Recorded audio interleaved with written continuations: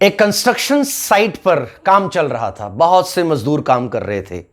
एक सुपरवाइजर तकरीबन 15वां-16वें माले पर मंजिल पर खड़ा था और नीचे एक मजदूर काम कर रहा था, एक स्पेसिफिक मजदूर। अब उस मजदूर तक उसने अपना एक मैसेज पहुंचाना था। यस, उस वक्त मोबाइल फोन नहीं थे, कहानी पुरानी है। तो उसने ऊपर से नीचे मैसेज पहुंचाना था। तो उसने काफ़ी आवाज़ें लगाई, नहीं नीचे तक पहुंची। मजदूर आराम से काम कर रहा था, मशीनों का शोर चल रहा था, तो अपने काम में लगा हुआ था।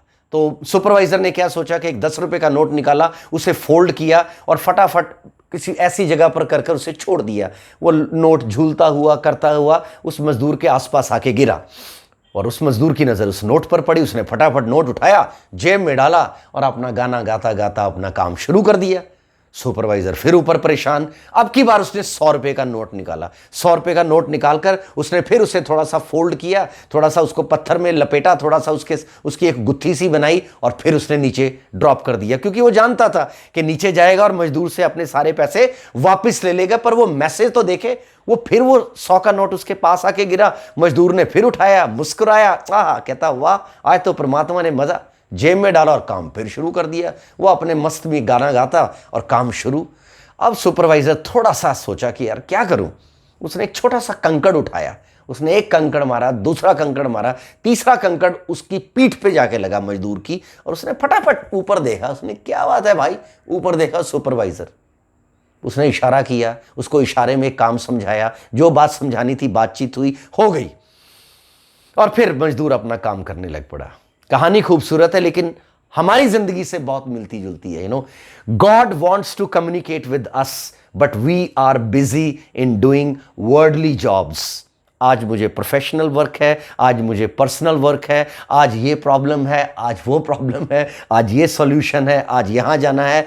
Then he gives us small gifts and then he start giving us big gifts and we just keep them without looking at him, without giving any gratitude, without giving any thanks, and we start grabbing it. और अंत में हम मालूम है क्या कहते हैं कि we are enough lucky to have this and we are working very hard, that's why we are getting it. And when we are hit with these small stones which is called problems, then only we look up and communicate with him.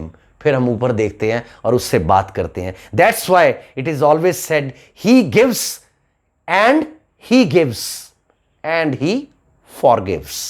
और हम we get and we forget.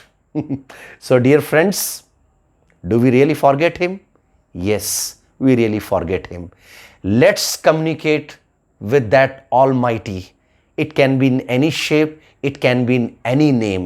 Let's communicate with that higher power so that time to time we should not consider that this is happening because of our luck and our hard work. We must communicate with him regularly. We must thank him regularly. We should extend our gratitude to him regularly. Thank you very much.